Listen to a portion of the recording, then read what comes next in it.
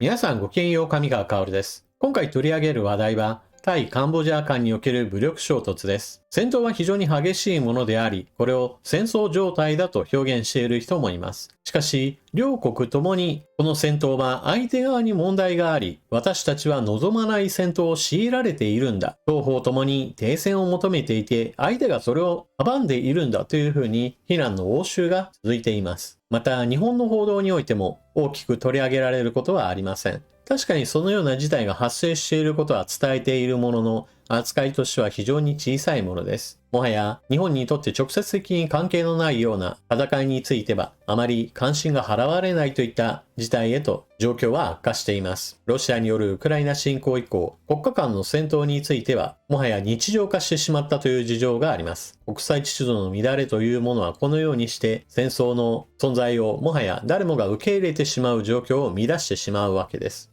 そのことについては一旦今は置いておいて、対カンボジア間における戦闘についての解説を進めていきましょう。まず第一に、戦闘が発生したというわけですが、じゃあなんでといった始まりからの話になります。ただし、現在起きている戦闘の直接的な原因については、どちらについても相手側が原因だという話をしており、決してどちらか一方の話だけを認められるような状況ではありません。ただ、話の根本的な原因については歴史的な背景があります。それは100年以上前の話、欧米列強による植民地支配は世界各国で行われていました。東南アジア地域についても同様で、この地域についてもフランスが植民地としていました。現在のカンボジア、タイの国境を策定する際に、その線引きといったものが行われたのですが、両国とも納得できるようなものではありませんでした。現在でも国境未確定の地域が残っており、しかもそこには多くの人々が関心を寄せる施設があります。その中で一つ有名なのが、ブレアビヒア寺院というところがあります。両国間において、あの地域もしくはあの施設については、相手側のものではなく私たちのものだという、それぞれの言い分があります。一旦この話については、国際司法裁判所で決着がついたものの、その判決をする時の判断材料については疑問を呈されるものが多く、現在でも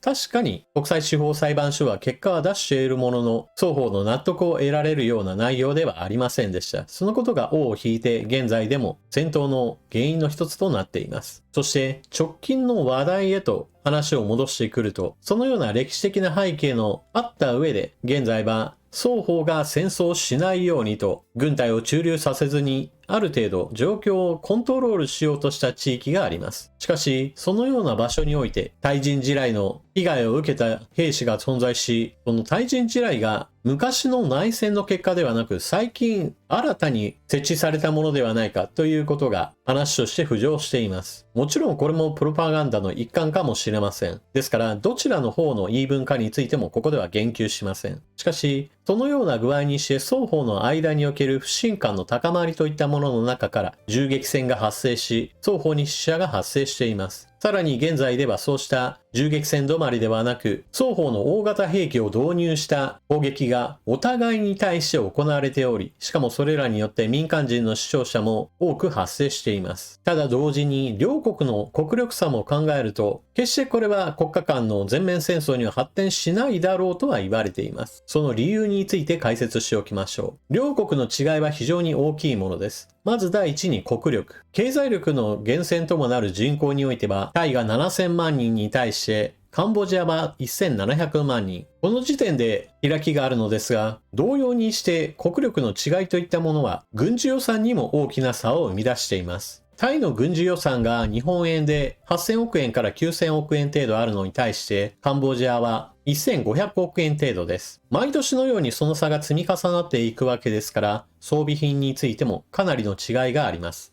例えば、タイの空軍においては、アメリカ製の戦闘機 F16 やスウェーデン製の戦闘機グリペンが配備されています。一方、カンボジアではこうした戦闘機と対抗するための空軍力といったものがほとんどないと見られています。また、総合的な面という意味においても、海軍力においても圧倒的にタイの方が充実していますし、陸軍戦力としては兵器の質などについても同様にしてタイ側の方が圧倒的に優勢だと見られています。ですから、全面的な国家間戦争になった場合においては、力押しに出た場合、タイが圧倒することは十分予測できることです。ですから、どこかの時点でカンボジア側もことを収めたいはずです。ただし、実際に収められるかどうかはわかりません。なぜならば、どちらの国も相手側の方が悪いのであって、私たちは戦いを強いられているのだ。そういった主張を行う中で、民間人の死傷者が双方に発生している以上、政府の意向とは全く無関係に国民感情的に大いに戦争へと走ってしまう危険性もあるわけです。また、現在この両国間を完全に止められるような国があるかといえば、今のところはっきりとして言えるのは、どこの国も双方を止めることは難しいかもしれないということです。例えば、アジア全域においては ASEAN という取り組みがあり、多国間の連携や話し合いの場があります。しかし ASEAN に大きな力はありません。一方で両国に対して強い影響力を持つとされる国は中国です。この場合中国の意思として果たしてこの2つの国を止めに入るのか、それとも積極的な外交を展開するのかについては全く不透明です。両国ともに中国との経済関係は結びつきが強く、軍事装備品について言っても中国製のものをどちらも導入しています。戦争が激化することによって双方ともに中国製の兵器類の購入額をどんどんと積みますというようなことになれば、もしかしたら積極的には介入しない可能性も十分あり得るわけです。もちろん双方の顔を立てて仲裁の場を用意したりはするかもしれません。しかしどこまで乗り出してくるかは誰にもわからないところです。ちなみに戦闘が激化した場合において大きく差を分けるだろうという話をしましたが、軍事力の評価で言えばタイが世界第25位、それに対してカンボジアは95位です。ちなみにタイやカンボジアについて日本が全く関係ないかといえば当然そんなことはありません。日本企業は ASEAN 地域に対する企業進出などを進めており、それぞれの国々に生産拠点や営業拠点などを設けています。ですから戦争が激化することによって得る利益など日本にとってはありません。基本的に日本は戦争のない世界、秩序が保たれている世界の方が自由に経済活動ができ、日本の国益にかなう状況が生まれるのです。さて、ここまでは全体の話をしてきたので、ちょっと視点を切り替えて映像などを交えてのその他の話についても解説しておきましょう。タイとカンボジアとの間には経済力や軍事力の差といったものが大きくあり、本格的な国家間戦争になることは望んでいないだろうと私は話をしました。ある程度そのことがわかるような映像を少しご紹介しておきます。こちらの映像は国境地帯に向かうタイの軍用車両の移動している様子。多くの軍用車両を保有していることがこうした映像から簡単にわかります。こちらはタイ空軍の戦闘機グリペンの発進している様子。カンボジア軍に対する空爆を実施したと発表していますが、まだその映像については公開されていません。一方で F16 戦闘機による空爆についてはすでに映像が公開されています。こちらは前線にあるカンボジアの師団司令部に対する空爆とされる映像です。こちらもタイ側の公開映像でドローンによる空爆を実施し、カンボジア軍兵士に対する被害を与えたとしています。こちらもタイが公表した自走砲による砲撃の様子。続いては前線地帯における迫撃砲による支援。空爆や砲撃といったものを行って前線での戦いを支えています。そしてこちらはタイ軍の兵士による銃撃戦の様子。前線地帯における戦いはまだまだ止む気配がありません。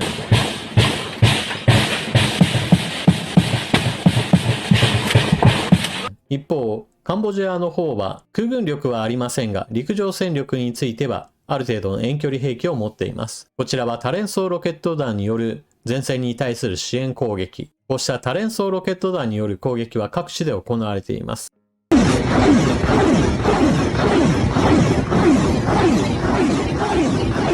ただし、これらの兵器は精密誘導兵器というわけではありませんから、当然のように多くの誤爆といったものも生み出します。こちらはタイ側のコンビニエンスストアの炎上している様子。他にも病院や住宅といった全く軍事施設とは関係のない場所にも先ほどのようなロケット弾や砲撃といったものが届いており、一般市民の死傷者も出ています。ただしこれはタイ側からカンボジアに対する攻撃でも民間人の死傷者が出ていると報告されており、どちらについてもかなり大雑把な攻撃をあちこちに行っている様子が伝わってきます。ちなみにタイ軍の兵士が軍服姿で動き回っているというこの光景、日本から見ればまあそりゃそうだろうなという思いなわけですが、カンボジアの方はちょっと事情が異なっています。こちらの男性、軍服を着ている様子もなく、銃を乱射しまくっています。手にしている銃については、かなり年季が入っているもののようで、何度となく弾詰まりをしていることが指摘されています。十分に整備されていないのか、それとももともとボロいのかわかりません。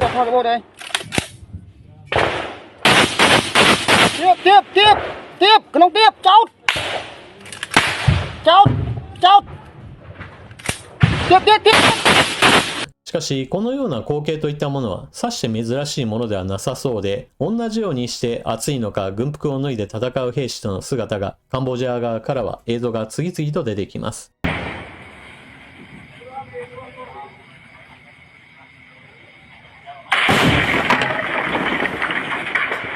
というわけで、対カンボジア間における戦闘発生についての解説をしてきました。現場レベルにおいては戦闘が継続的に行われているわけですが、政治上においてはどちらの国の政府も停戦は望んでいると声明を出しています。ただし、どちらもそうは言っても相手が攻撃してくるのだから、我が国も相手を攻撃せざるを得ない。この反撃の権利は自分たちにはあると主張し続けています。これは政府による攻撃やめというような命令が伝わった上でも攻撃しているのか、それともそうした命令がないから攻撃をし続けているのか、どちらがどのような状態にあるかは外からは誰にもわかりません。そうした非難の応酬をしている間にも民間人の死傷者が増え続けている状態なわけで、この後国民感情として相手を許せないみたいな動きがどんどんと拡大してくると、今度は政府によって国民の動きを抑えることが難しくなるかもしれません。現状そのような動きにはならないことを祈りますが、低い確率であってもそのような可能性が残っている以上、もうちょっと推移を見ていく必要があるでしょう。そして忘れてはならないのが、このような他の国で起こっている戦闘発生のニュースについて日本人が関心を持たないのと同様にして、世界もまたいずれは日本がどこかの国から攻撃されても何の関心を持たない世界へと今は突き進んでいることを忘れてはなりません。それでは動画は最後までご視聴いただきありがとうございました。チャンネル登録していない方はぜひともこの機会にチャンネル登録よろしくお願いします。そして情報の整理整頓更新に役立ったなと思われる方は他の方にお勧めしたり、スーパーチャットのご利用もよろしくお願いします。それでは次の動画でまたお目にかかりましょう。またね。